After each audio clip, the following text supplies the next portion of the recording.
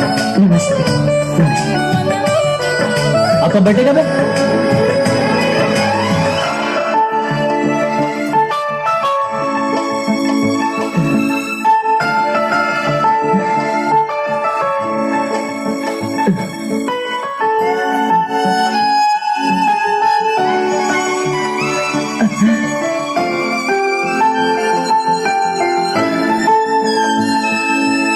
मीठी मीठी बातों से वो